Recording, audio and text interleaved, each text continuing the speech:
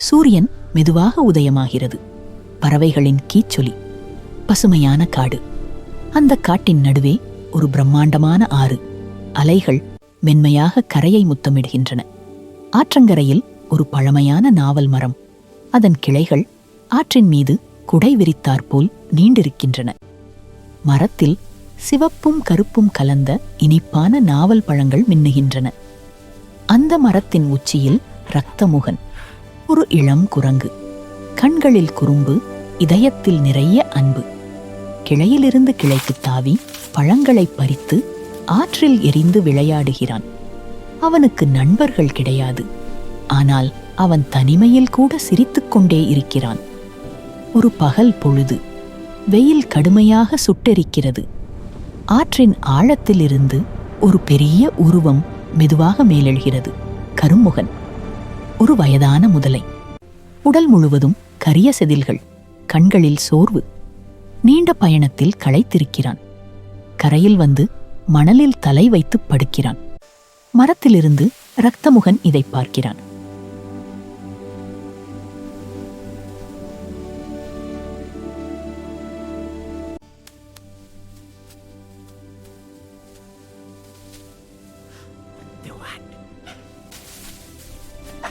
ஆர்வம் பொங்க கீழே இறங்கி வருகிறான். நண்பா, நீ யார்? இந்த ஆற்றில் இதுவரை நான் உன்னை பார்த்ததே இல்லையே. முதலை மெதுவாக கண்களைத் திறக்கிறான். நான் கருமுகன். தூரத்து ஆற்றிலிருந்து வருகிறேன். வெயில் தாங்க முடியவில்லை. கொஞ்சம் ஓய்வெடுக்க வந்தேன். இரத்தமுகனின் முகத்தில் ஒரு இனிய சிரிப்பு. அப்படியா, இரு, உனக்கு ஒன்று கொடுக்கிறேன். ஒரே தாவலில் மரத்தில் ஏறி மிகவும் பழுத்த இனிப்பான நாவல் பழத்தை பறித்து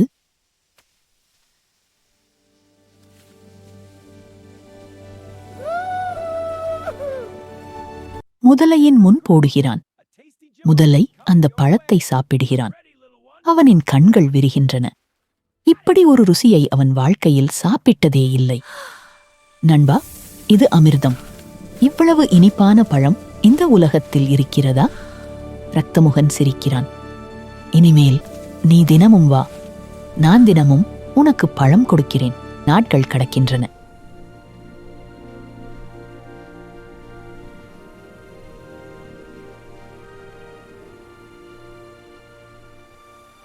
பருவங்கள் மாறுகின்றன. தினமும் காலையில் முதலை வருகிறான். குரங்கு பழம் கொடுக்கிறான். இருவரும் கதைகள் பேசுகிறார்கள். காட்டின் ரகசியங்கள், ஆற்றின் கதைகள், வானத்து நட்சத்திரங்கள். சில நேரம் சிரிப்பு, சில நேரம் மௌனம்.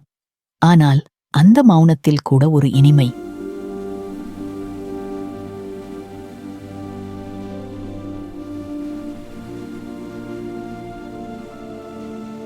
ஒரு நாள் முதலை சொல்கிறான், இரத்தமுகா, இந்த பழங்களை நான் மட்டும் சாப்பிட்டால் சரியில்லை. என் மனைவிக்கும் கொஞ்சம் கொடுக்கிறேன். இரத்தமுகன் மகிழ்ச்சியுடன் ஒரு கைப்பிடி பழங்களை கொடுக்கிறான். கட்டாயம் கொடு. உன் மனைவியும் என் நண்பள்தான்.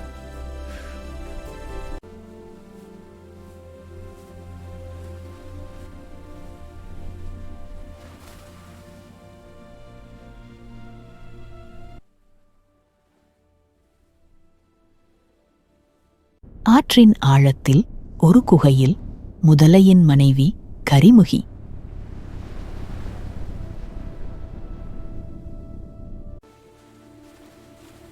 அவள் முதலையின் வாயிலிருந்து பழங்களை வாங்கி சாப்பிடுகிறாள். ருசியில் மயங்குகிறாள்.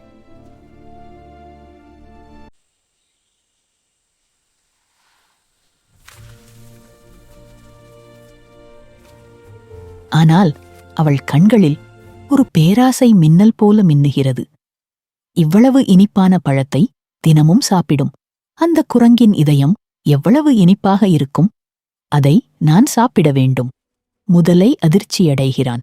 என்ன பேசுகிறாய்? அவன் என் உயிர் நண்பன். கரிமுகி கோபமாக சீறுகிறாள். நண்பனா? என்னை விட அந்த குரங்கு பெரியதா உனக்கு?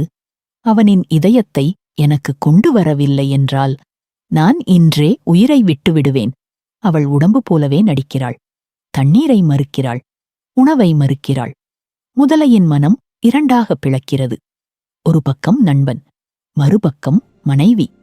கண்களில் கண்ணீர், இதயத்தில் போர். இறுதியில் மனைவியின் பக்கம் சாய்கிறான். மறுநாள் காலை முதலை மரத்தடிக்கு வருகிறான். ஆனால் அவன் முகத்தில் வழக்கமான மகிழ்ச்சி இல்லை. ஒரு பாரம், ஒரு குற்ற உணர்வு.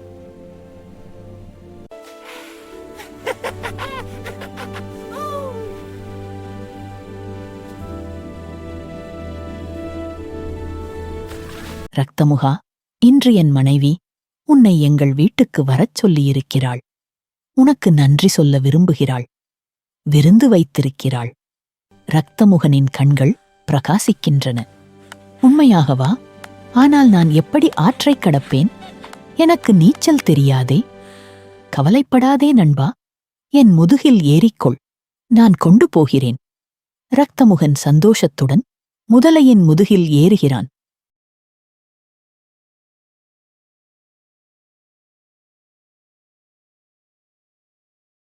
முதலை ஆற்றில் நீந்தத் தொடங்குகிறான். கரை தொலைகிறது.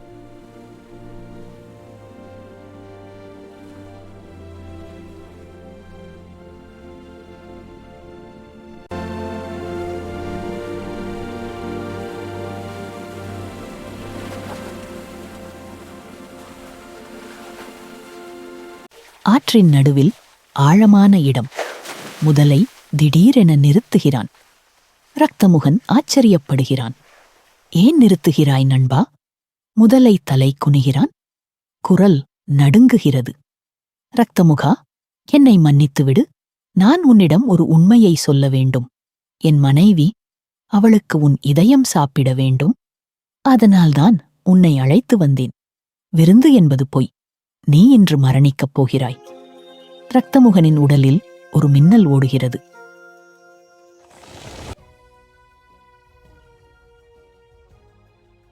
சுற்றும் முற்றும் பார்க்கிறான். எங்கும் தண்ணீர். கீழே ஆழம், மேலே வானம். தப்பிக்க வழியில்லை. ஒரு நொடி அவன் கண்களை மூடுகிறான். இன்னொரு நொடி அவன் சிரிக்கிறான். ஒரு பெரிய அமைதியான சிரிப்பு. புத்திசாலித்தனத்தின் வெற்றி. ஐயோ நண்பா, ஏன் இதை இவ்வளவு நேரம் கழித்து சொல்கிறாய்? என் இதயமா? அதை எப்போதும் நான் என்னோடு வைத்திருப்பதில்லையே. முதலை திகைக்கிறான். என்ன சொல்கிறாய்? நாங்கள் குரங்குகள் எல்லோரும் எங்கள் இதயத்தை மரத்தில்தான் தொங்கவிட்டு வருவோம். மரத்தில் தாவும்போது இதயம் உடைந்துவிடும் என்பதால். என் இதயம் இப்போதும் அந்த நாவல் மரத்தின் உச்சியில் தொங்குகிறது. நீ சொல்லியிருந்தால் நான் எடுத்துக்கொண்டு வந்திருப்பேனே. வா, இப்போதே திரும்பிப் போவோம். எடுத்துக்கொண்டு வந்து விடுகிறேன். முதலை மூடன் நம்புகிறான். உண்மையாகவா? சரி நண்பா, உடனே போய் எடுத்துக்கொண்டு வா. வேகமாக திரும்பி நீந்துகிறான்.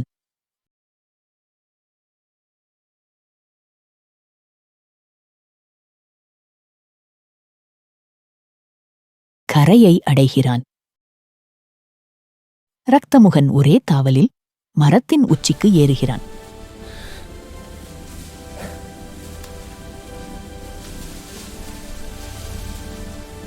மிக உயரத்தில் பாதுகாப்பான கிளையில் அமர்கிறான். கீழே முதலை காத்திருக்கிறான்.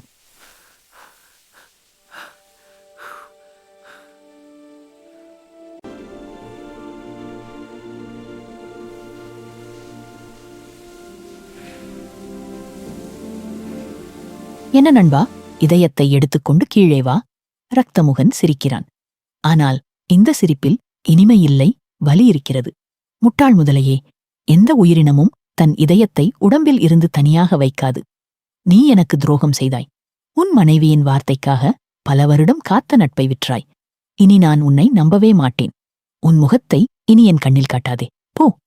முதலையின் கண்களில் கண்ணீர். தலையை குனிந்து மெதுவாக ஆற்றில் மறைகிறான்.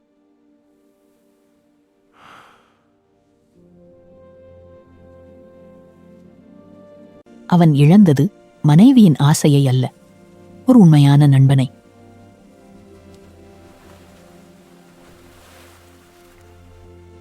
மரத்தின் உச்சியில் ரக்தமுகன். சூரியன் மறைகிறது. வானம் ஆரஞ்சு நிறமாக மாறுகிறது. அவன் ஒரு நாவல் பழத்தை பறிக்கிறான். ஆனால் சாப்பிட மனமில்லை. கீழே ஆற்றை பார்க்கிறான். காலியாக இருக்கிறது. நட்பு என்பது இனிப்பான பழம் போல. ஆனால் நம்பிக்கை என்பது அதன் விதை. விதையில்லாமல் பழம் இல்லை. கதையின் நீதி வாழ்க்கையில் எவ்வளவு பெரிய ஆபத்து வந்தாலும் பதற்றப்படாமல் புத்திசாலித்தனமாக யோசித்தால் எந்த சிக்கலிலிருந்தும் தப்பித்து விடலாம். இன்னொரு பாடம், மற்றவர்கள் சொல்வதை மட்டும் கேட்டு உண்மையான நண்பர்களை ஒருபோதும் நம்பி கைவிட்டுவிடக்கூடாது.